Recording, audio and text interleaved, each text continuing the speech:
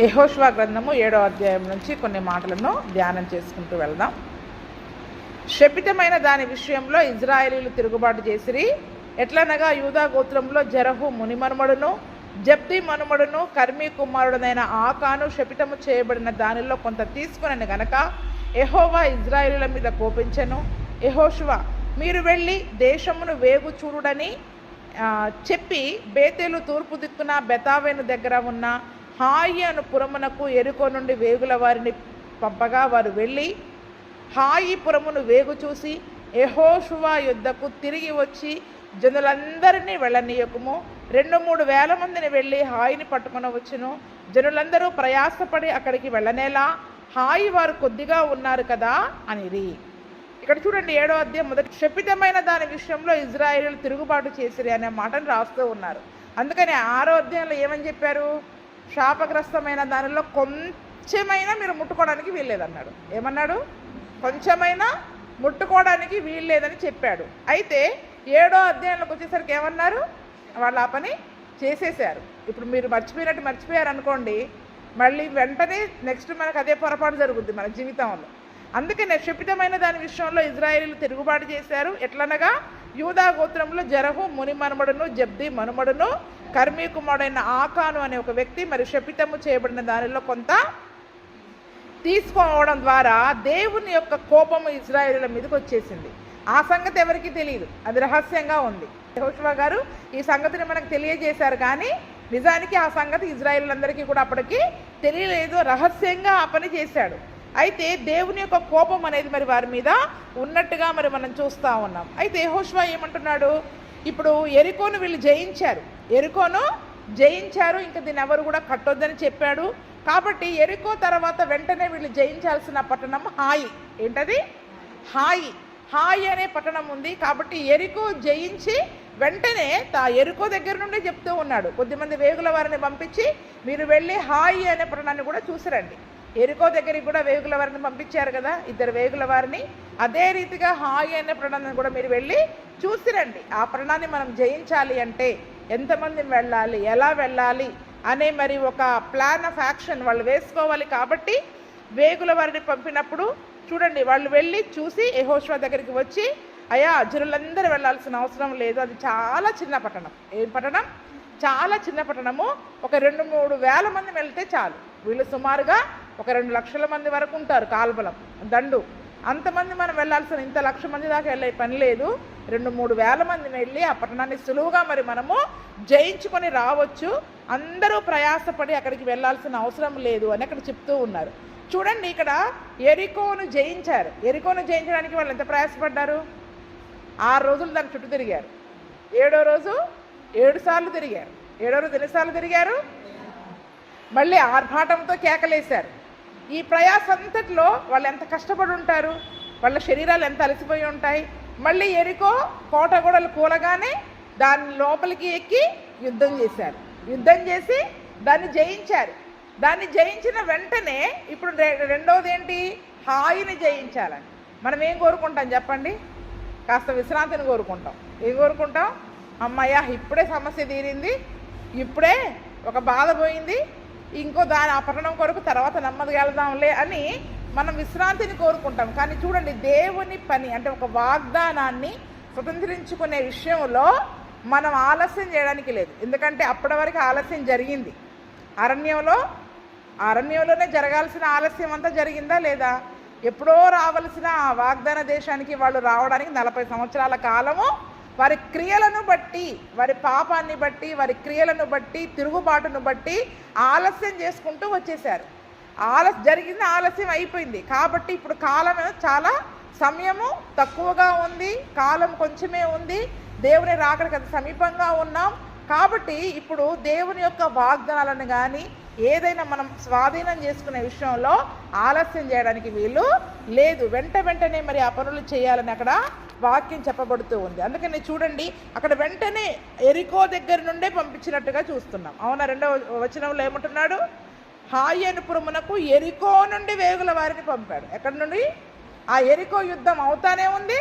అక్కడ నుండి ముగించే సమయంలోనే వెంటనే ఎరికో అనే దేశానికి, ఎరికో పట్టణము నుండి హాయి అనే పురానికి మరి వేగుల వారిని పంపారు. వెళ్ళి వాళ్ళు కూడా వచ్చి వెంటనే వర్తమానం చెప్పారు.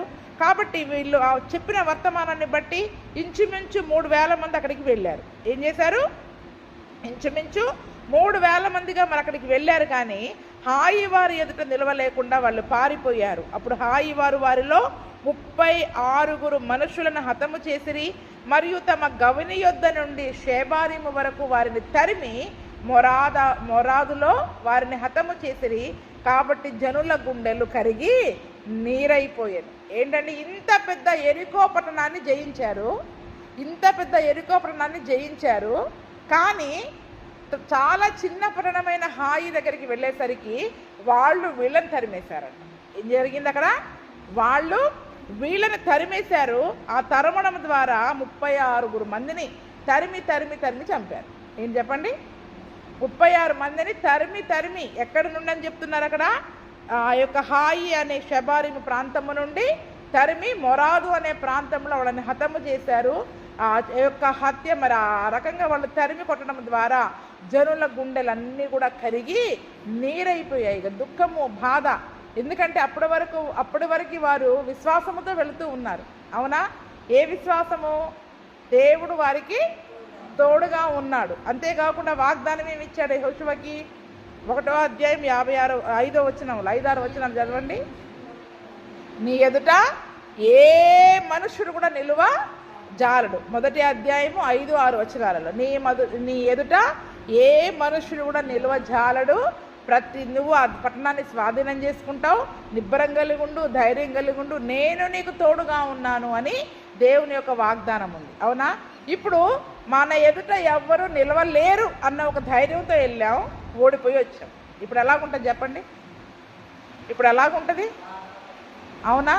అంటే దేవుడు మనల్ని ఏం చేశాడు? ఇప్పుడు దేవుడు మనల్ని విడిచిపెట్టాడు. వాగ్దానాలు ఉన్నాయి, కానీ ఈరోజు మన జీవితంలో మనం ఓడిపోవడానికి, మరి కష్టపడడానికి, అపవాది మనల్ని తరమడానికి, సమస్యలు మనల్ని తరమడానికి కారణం ఏంటి చెప్పండి? ఇప్పుడు దేవుడు ఎందుకు విడిచిపెడుతున్నాడు? అక్కడ శపితమైందని తీసుకున్నారని అక్కడ రాశారు. అది మొట్టమొదటి పాయింట్. రెండవ సంగతి ఏంటంటే, ఇక్కడ పట్టణానికి వేగుల వారిని పంపించాడు. వాళ్ళు చెప్పిన వర్తమానాన్ని బట్టి 2-3 వేల మందితో వెళ్ళారు. కానీ దేవుణ్ణి అడిగినట్టు లేదు అక్కడ. ఎవరి దగ్గర విచారణ చేయలేదు? దేవుని దగ్గర విచారణ చేయలేదు. దేవుని అడగకుండానే వీళ్ళు ఏం చేశారు? ఇంత పెద్ద ఎరుకోని ఇచ్చేశాడంటే దేవుడు మనకి తోడుగానే ఉన్నాడు. ఆయన తోడుగా ఉన్నాడని వాగ్దానం చేశాడని చెప్పి, ఆయన మనతో కూడా ఉన్నాడని చెప్పి మనకు నచ్చింది చేయడం అనేది కరెక్ట్ కాదు. ఏంటి చెప్పండి? ఈరోజు చాలామంది విశ్వాసులు కానీ, క్రైస్తవులు కానీ, మేము పరిశుద్ధాత్మను పొందుకున్నాం, దేవుడు మాతో ఉన్నాడు, దేవుడు మా ద్వారా కార్యాలు చేస్తున్నాడని చెప్పి ఏది చేసినా దేవుడు అన్నిటికీ ఊరుకుంటాడు అని అనుకోవడం అనేది చాలా పొరపాటు. ఎందుకు గొప్ప వారి జీవితాలలో కూడా, గొప్ప పరిచర్య చేసిన వారి జీవితాలలో కూడా సమస్యలు ఎందుకు తరుముతున్నాయి చెప్పండి? ఎందుకు తరుముతున్నాయి సమస్యలు? దేవుడు మాకు తోడుగా ఉన్నాడని చెప్పి దేవుని దగ్గర అడగకుండా తమ స్వంత ఆలోచనను బట్టి, స్వంత నీతిని బట్టి వాళ్ళు వారి యొక్క ప్రయత్నాలను చేయడం ద్వారా నష్టాలను కొని తెచ్చుకుంటున్నారు. నీ ఎదుట ఎవ్వరూ నిలవజాలరు అని వాగ్దానం ఉంది. వాగ్దానం ఉంటే సరిపోయిందా? అయ్యా మరి నేను వెళుతున్నాను, ఇది నీ ఇష్టమేనా కాదా? ఆ దేశాన్నంతా స్వాధీనం చేసుకోవడం దేవుని చిత్తమే. కానీ ఏ పట్టణం మీదకి ఎప్పుడు వెళ్ళాలి, ఎలా వెళ్ళాలనేది ఎవరి ప్లాన్ ఉండాలి? నీ ప్రవర్తన అంతటి యందు ఆయన అధికారానికి ఒప్పుకోవాలి. ఆయన అధికారిగా ఆయన ఉండాలి. ఇప్పుడు కొన్ని ఎరికోని జయించేసరికి, యోర్దానుని దాటేసరికి మనలో ఏమొచ్చేస్తుంది చెప్పండి? ధైర్యము, దానితో పాటు భక్తి గర్వం వచ్చేస్తుంది. అంటే ఇప్పుడు మన జీవితంలో కొన్ని సమస్యలన్నీ మనం ప్రార్థన ద్వారా జయించుకుంటూ పోతుంటాం. కొంతకాలం అయ్యేసరికి మనలో ఆటోమేటిక్ ఏం వచ్చేది? నేను ప్రార్థన చేశానంటే జరగదంటూ అది భక్తి గర్వం. ఏంటి చెప్పండి? అది భక్తి గర్వం. అలాగా ఈరోజు చాలామంది క్రైస్తవులు, విశ్వాసులు పడిపోవడానికి, ఆత్మీయ జీవితంలో ఎంత ప్రార్థన పరులు కూడా ఓడిపోవడానికి, నష్టపోవడానికి కారణం అదే. ఏంటి చెప్పండి? ఓడిపోవడానికి, నష్టపోవడానికి కారణము అదే. ఏంటి? అందరి జీవితాల్లో సమస్యను జయించారు. ఎరికో అంటే లోకానికి గుర్తు. దేనికి గుర్తు? ఎరికోని జయించారు, కానీ హాయిని జయించలేకపోయారు. లోకమంతా జయిస్తారు, దయ్యాలను కూడా వెళ్ళగొడతాం, కానీ చిన్న చిన్న సమస్యలను మనం జయించలేము. చిన్న చిన్న సమస్యలను మరి మనము జయించలేము. ఆ సమస్య ఏంటంటే ముందు మన శరీరమే. ఈ హాయి ఎవరంటే ముందు మన శరీరం అనుకోవాలి. ఏంటది? ఎరికో లోకం. ఆ లోకాన్ని కూడా విశ్వాసంతో మనం జయిస్తాం. లోకంలో ఉన్న సమస్యలని జయిస్తాం. మనలో ఉన్న సమస్యలని, మన కుటుంబంలో ఉన్న సమస్యలని జయించుకోలేరు. అవునా? బయట ప్రార్థన చేస్తే అందరికీ స్వస్థత వస్తుంది, మన కుటుంబంలో జరుగుతాయి ఆ కార్యాలు?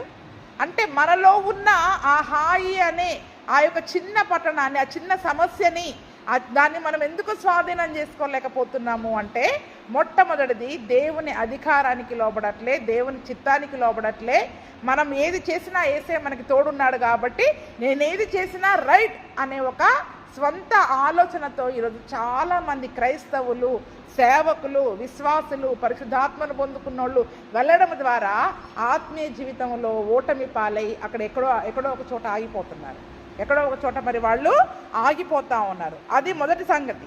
రెండవది ఏంటంటే అక్కడ శపితమైన దానిని మరి వాళ్ళు అక్కడ తీసుకున్నారు. నిజానికి దేవుని వాగ్దానం ఏముంది? నీ ఎదుట ఎవరు నిలువజాలడు. అంతేకాదు శత్రువులను మీరు తరిమి కొడతాడు. ఎలా కొడతారు మీరు? శత్రువులను తరిమి మీరు కొడతారు, వాడు ఒక్క దారిలో వచ్చి 7 దారుల గుండా పారిపోతాడు. అది దేవుడు మనకిచ్చిన వాగ్దానం. కానీ ఇప్పుడు ఇక్కడేం జరిగింది?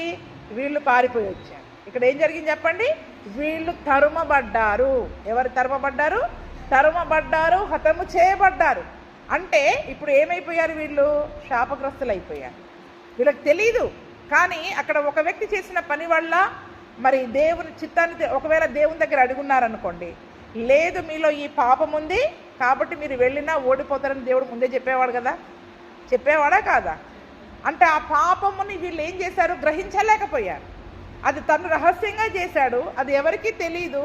ఆ పాపం ఉంది అన్న సంగతిని దేవుని దగ్గర అడిగితే తెలియజేసేవాడు. కానీ మనమేమనుకుంటాం? నేను చెప్పేశాం కాబట్టి అందరూ అలాగే ఉండి ఉంటారు అనుకుని యెహోషువ కూడా ఆ విశ్వాసముతో తన ప్రజలను నమ్మి ఆ విశ్వాసముతో ముందుకెళ్ళి అక్కడ తరుమబడ్డారు. అందుకే ద్వితీయోపదేశకాండంలో చూడండి, మరి ఈరోజు మనం దేవుని మాట వినకపోతే, దేవుని చిత్తానికి మనం లోబడకపోతే, దేవుని చిత్తానికి కాకుండా మన స్వంత ఆలోచనలకి మనం లోబడితే మనము తరమాల్సిన సమస్యలు మనలే తరుముతాయి. ద్వితీయోపదేశకాండం 28-25. యెహోవా నీ శత్రువుల ఎదుట నిన్ను ఓడించును, ఒక్క మార్గమున వారి ఎదుటికి బయలుదేరి నీవు 7 మార్గముల వారి ఎదుట నుండి పారిపోయి భూరాజ్యములన్నిటిలోకి ఇటు అటు. ఇదేంటి? 15వ వచనం చూడండి.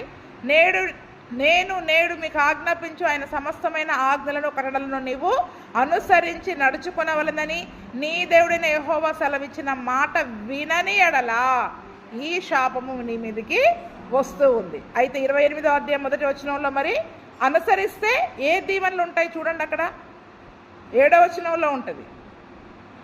7వ వచనం చదవమ్మ. నీ మీద పడు నీ శత్రువులను యెహోవా నీ ఎదుట హతమగునట్లు చేయును, వారొక త్రోవను నీ మీదికి బయలుదేరి వచ్చి 7 త్రోవల నీ ఎదుట నుండి పారిపోదురు. ఇది నిజానికి వాగ్దానం, మనకి ఇవ్వబడ్డ వాగ్దానం. దేవుని మాట వింటే ఏమండి స్వాధీనపరుచుకోమని దేవుడే చెప్పాడు కదా.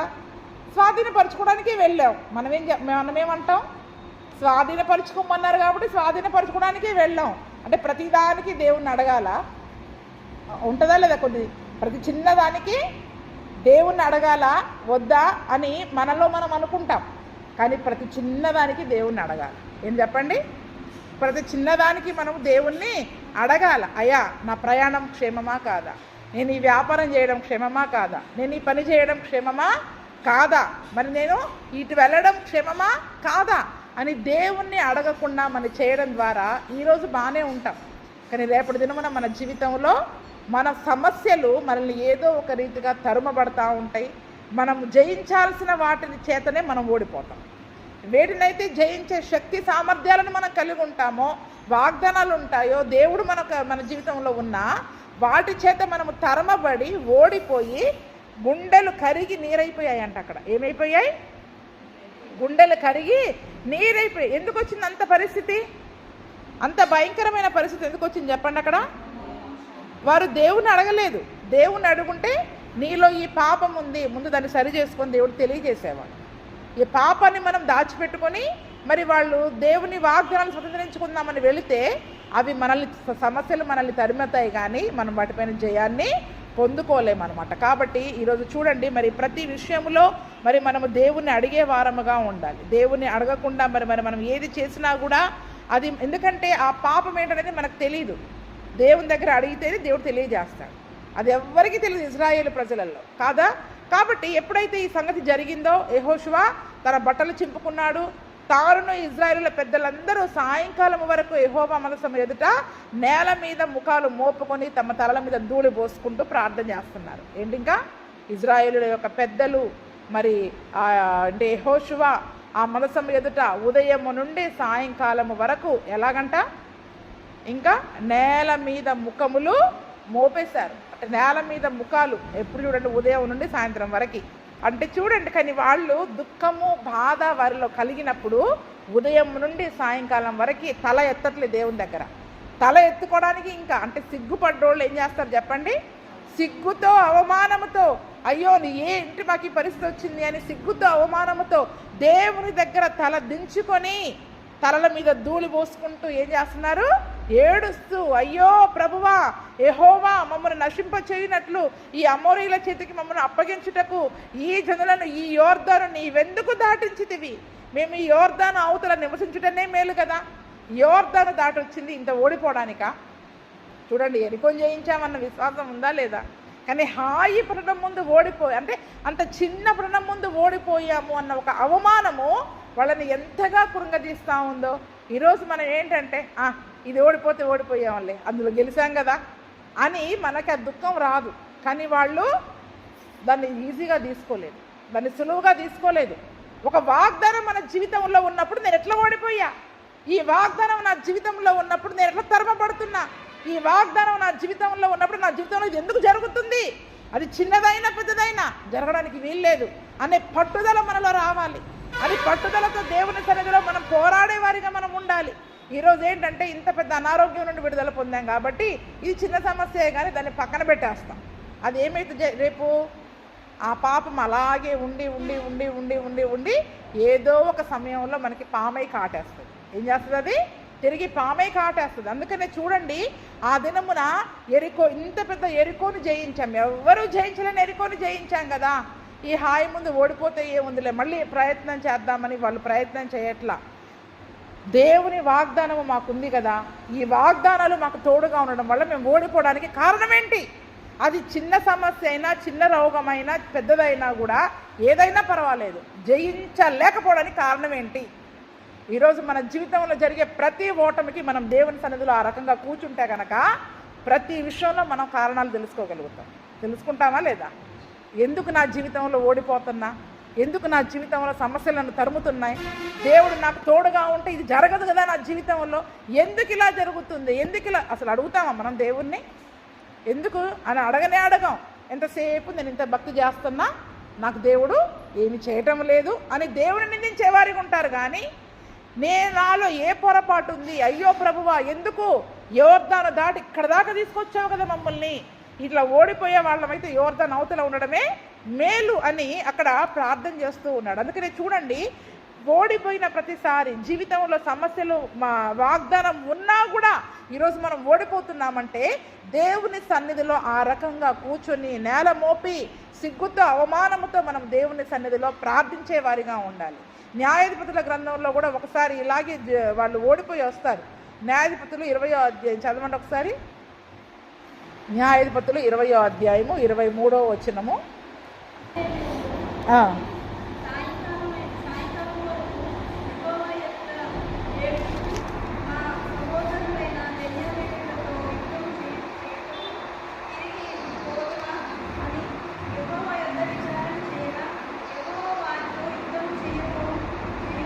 ఇరవై 26వ వచనం కూడా చదవండి.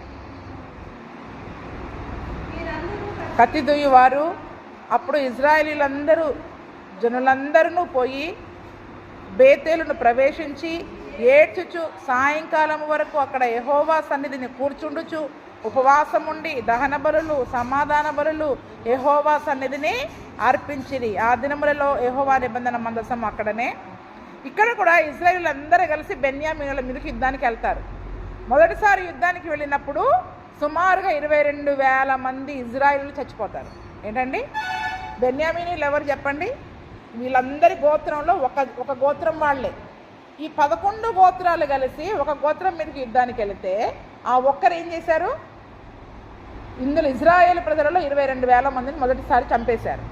అప్పుడు వాళ్ళు వచ్చి దేవుని సన్నిధిలో ఏడుస్తూ ప్రార్థన చేస్తున్నారు. ఉదయం నుండి సాయంకాలం వరకు దేవుని దగ్గర ఏడ్చుచు, అయ్యా మేము యుద్ధానికి వెళ్ళాలనా వద్దా, యుద్ధానికి వెళ్ళాలా వద్దా అని మళ్ళీ అడుగుతుంటే దేవుడు యుద్ధం చేయమన్నాడు. రెండవసారి యుద్ధానికి వెళ్ళారు. రెండవసారి యుద్ధానికి వెళ్తే 18,000 మంది చనిపోయారు. ఏంటండి, దేవుడే వెళ్ళమన్నాడుగా, వెళ్ళమన్నా కూడా 18,000 మంది చనిపోయినప్పుడు వీళ్ళందరూ బేతేలులో మరి నిబంధన మందసం ఉన్న ఆ స్థలములో ఏడ్చుచు సాయంకాలము వరకు దేవుని సన్నిధిలో కూర్చుండి ఉపవాసం ఉండి దహన బలులు సమాధాన బలులు యెహోవా సన్నిధిని. ఈరోజు మన జీవితంలో ఒక ఓటమి, ఒక సమస్య మనల్ని తరుముతూ ఉన్నప్పుడు, మనం ఓడిపోతున్నాము, దేవుని వాగ్దానాలు మన జీవితంలో నెరవేరట్లేదు అని మనం గ్రహించినప్పుడు దేవుని సన్నిధిలో ఉపవాసం ఉండి ప్రార్థన చేయడం అనేది దేవుని చిత్తం. ఉపవాసం ఉండి ప్రార్థన చేసి సమాధాన బలులు దహన బలులు అంటే స్తుతి ఆరాధన ద్వారా, స్తుతుల ద్వారా, విజ్ఞాపనల ద్వారా, ప్రార్థనల ద్వారా ఉపవాసం ఉండి దేవుని సన్నిధిలో ఒక రోజు అంతా కూర్చోవాలి. సమాధానం వచ్చేదాకా కూర్చోవాలి. ఏం చెప్పండి, సమాధానం వచ్చేదాకా కూర్చొని దేవుని సన్నిధిలో వ్యక్తిగతంగా మనల్ని మన యొక్క వ్యక్తిగత జీవితాన్ని పరీక్షించుకొని దేవుని సన్నిధిలో అడగాల. అక్కడ సమాధానం చెప్పాడా లేదా దేవుడు? వారికి సమాధానం ఇచ్చాడా లేదా? అదే సంగతిని ఆ దినమున ఇజ్రాయేల్ ప్రజలందరూ కూడా అదే పద్ధతిని అక్కడ వాళ్ళు అవలంబించేవాళ్ళు. కాబట్టి ఇది ఇక్కడ యెహోషువ మరి ఇజ్రాయేల్ పెద్దలు వాళ్ళందరూ కూడా, అయ్యా మమ్మల్ని యోర్దానుని ఎందుకు దాటించావయ్యా, దాటించకుండా అవతల ఉన్నా బాగుండేది, యెరికోను జయించాము, యోర్దానును దాటాము, కానీ హాయి మీద మేము ఓడిపోయాము అని ఒక అవమాన భారముతో మరి వాళ్ళు ఉంటూ ఉన్నారు. అంతేకాదు ఇంకా ఏమని ప్రార్థన చేస్తున్నాడు యెహోషువ? మేము యోర్దాను ప్రభువా కనికరించుము, ఇజ్రాయేలు తమ శత్రువుల ఎదుట నిలవలేక వెనుకకు తిరిగినందుకు నేనేం చెప్పగలను? కనానీయులు ఈ దేశ నివాసులందరూ విని మమ్మల్ని చుట్టుకొని మా పేరు భూమి మీద ఉండకుండా తుడిచివేసిన ఎడల ఘనమైన నీ నామమును గురించి నీవేమి చేయుదువు అని ప్రార్థన చేస్తా ఉన్నాడు. ఏమని? అయ్యా కనికరించండి, శత్రువుల ఎదుట నిలవలేకుండా ఇప్పుడు మేము వెనక్కి వచ్చినందుకు నేను ఇజ్రాయేలుకి ఏమని చెప్పాలి? ఏంటి యెహోషువ, వాగ్దానం ఉందని చెప్పావు కదా, నీ ఎదుట ఎవ్వరూ నిలబడరని దేవుడు వాగ్దానం చేశాడని చెప్పావా లేదా? మరి ఏమైంది ఇప్పుడు వాగ్దానం? ఏమైంది వాగ్దానం? ఇప్పుడు ఏ సమాధానం చెప్పాలి నేను వాళ్ళకి? నేనేం సమాధానం చెప్పాలి? ఈరోజు యేసు ప్రభు గొప్ప దేవుడని నన్ను వెళ్ళావు కదా, మరి ఎందుకు ఇలా జరిగింది అని ప్రజలు అడిగినప్పుడు నేనేం చెప్పాలి?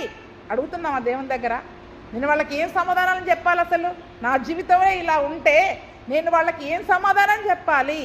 యెహోషువ అక్కడ అడుగుతున్నాడు. అంటే ఆయన ప్రార్థన చేసే విధానం చూడండి. అక్కడ మొట్టమొదటిది ఏమంటున్నాడు? ఇంత చిన్న యెరికో మీద జయించాము అన్న దానికంటే ఇందులో ఓడిపోయానన్న బాధ ఎక్కువ ఉంది వాళ్ళకి. ఈరోజు మనం పెద్ద పెద్ద సంగతులు అన్ని జరిగాయని చెప్పుకుంటున్నాం, కానీ ఈ చిన్న చిన్న సమస్యలు మనల్ని తరుముతూ ఉన్నప్పుడు, హతము చేస్తూ ఉన్నప్పుడు, మన ఆత్మీయ జీవితాన్ని పాడు చేయాలని ప్రయత్నం చేస్తూ ఉన్నప్పుడు వాటిని మనం ఎందుకు జయించలేకపోతా ఉన్నాం? మన సొంత శరీరాన్ని మనం జయించలేము, లోకాన్ని మాత్రం ఈరోజు మనం జయించామని గొప్పగా చెప్పుకుంటా ఉన్నాం. అందుకని అంటున్నాడు అక్కడ, ఈరోజు నాకు వాగ్దానం ఉంది, దేవుడు నీకు తోడుగా ఉంటానన్నాడు, నిబ్బరం కలిగి ధైర్యంగా ఉండు, నువ్వు వెళ్ళు అన్నాడు కదా. నేనేం సమాధానం చెప్పాలి వాళ్ళకి? దేవుని సన్నిధిలో ప్రార్థన చేస్తున్నాడు. అంతేకాదు ఇప్పుడు కనానీయులు అర్థమైపోయింది, వీళ్ళు యోర్దాను దాటారు, యెరికోను జయించారు, కానీ హాయిని జయించలేకపోయారంటే మనము వాళ్ళని జయించవచ్చు అన్న ఆశ వాళ్ళలో కలుగుద్దా లేదా? అప్పటి వరకు వాళ్ళు ధైర్యం చెడి ఏమైపోయారు? భయపడ్డారు. ఇజ్రాయేల్ అంటే భయపడి ఒక్కొక్కరు ధైర్యము పోగొట్టుకున్నారు. ఇప్పుడు వాళ్ళలో ఏమొచ్చేసింది? శత్రువుకి ఏమొచ్చేస్తుంది? ఇప్పుడు మనం ఓడిపోయామంటే ఏమొస్తుంది? వాడికి ధైర్యం వస్తుంది. అవునా? ఇప్పుడు వాళ్ళు ధైర్యం పొందుకొని ధైర్యం తెచ్చుకొని వీళ్ళని మనం ఎలాగైనా జయించవచ్చు అనుకొని వాళ్ళు మమ్మల్ని జయించారనుకో, రేపు వచ్చి మమ్మల్ని చంపేసి మా పేరు ఇజ్రాయేల్ అనే పేరు లేకుండా మమ్మల్ని తుడిచిపెట్టేశారనుకో, మనకి మహిమ ఎలాగొస్తుంది? నీ నామానికి మహిమ ఎలాగొస్తుంది? వాళ్ళని జయిస్తేనే కదా నీ నామానికి మహిమ వచ్చేది.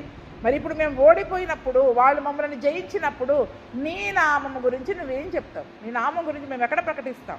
మా దేవుడు ఇంత గొప్ప దేవుడు, ఇటువంటి దేవుడు అని మేము ఏ రకంగా చెప్పగలుగుతాం? అంటే చూడండి, ఆయన నిజంగా ఈ ప్రార్థనలో ఒక్కొక్క మాట ఎంత అర్థంతో కూడింది. నిజంగా ఆ రకమైన ప్రార్థనని ఈరోజు మన జీవితంలో కూడా మనం అలవాటు చేసుకున్నట్లయితే మనము కూడా, దేవుడు మనతో కూడా మాట్లాడి మనలో ఉన్న బలహీనతలను తెలియజేసి మనం ఎదుర్కొనే ప్రతి సమస్యల పైన గొప్ప జయాన్ని దేవుడు మన జీవితంలో దేవుడు మనకు దయచేస్తాడు అని ఎప్పుడైతే నీ నామం గురించి నేనేం చెప్పాలి అని ప్రార్థన చేస్తూ ఉన్నాడో యెహోవా యెహోషువతో మాట్లాడుతున్నాడు. లెమ్ము, నీ వేళ ఇక్కడ ముఖము నేల మోపుకొందువు. ఇజ్రాయేలీయులు పాపము చేసి ఉన్నారు, నేను వారితో చేసిన నిబంధనను వారు మీరి ఉన్నారు. శపితమైన దానిలో కొంత తీసుకొని దొంగిలి బొంకి తమ సామానులో దాన్ని ఉంచుకొని ఉన్నారు. కాబట్టి ఇజ్రాయేలీయులు శాపగ్రస్తులై తమ శత్రువుల ఎదుట నిలవలేక తమ శత్రువుల ఎదుట వెనుకకు తిరిగిరి. శాపగ్రస్తులైన వారు మీ మధ్య ఉండకుండా మీరు వారిని నిర్మూలం చేస్తేనే తప్ప నేను మీకు తోడై ఉండను. నీవు లేచి జనులను పరిశుద్ధపరిచి వారితో ఇలాగూ చెప్పుమంటున్నాడు. అంటే చూడండి, ఇక్కడ వెంటనే యెహోషువ బాధపడుతూ దుఃఖముతో ప్రార్థిస్తూ ఉన్నప్పుడు దేవుడు వెంటనే మాట్లాడుతూ ఉన్నాడు. లెమ్ము యెహోషువ, ఇక్కడ ముఖము ఇక్కడ అవమానంతో ఇక్కడ ముఖం దించుకొని ప్రార్థన చేస్తే ఉపయోగం ఏంటి? ఇజ్రాయేలీయులు పాపం చేశారు. ఏ ఇజ్రాయేల్ ప్రజలకైతే నేను వాగ్దానం దేశాన్ని ఇవ్వాలనుకున్నారో వాళ్ళు పాపం చేశారు, నిబంధనను మీరి ఉన్నారు. ఏంటది? నిబంధనను మీరి ఉన్నారు. కాబట్టి ఆ నిబంధన ఏంటండి? ఏమన్నా నిబంధన చేయించాడా? యెహోషువ ఏమన్నా ముట్టుకోకూడదని ప్రమాణం చేయించాడు, ఎరుకోను కట్టొద్దని ప్రమాణం చేయించాడు.